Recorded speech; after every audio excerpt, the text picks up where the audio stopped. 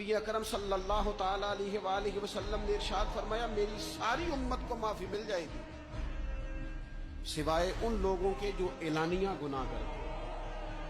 یہ بخاری مسلم دونوں میں حدیث موجود ہے۔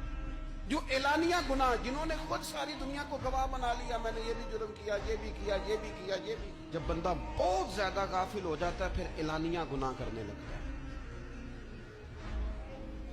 ایک گناہ، پھر اس کا اظہار گناہ۔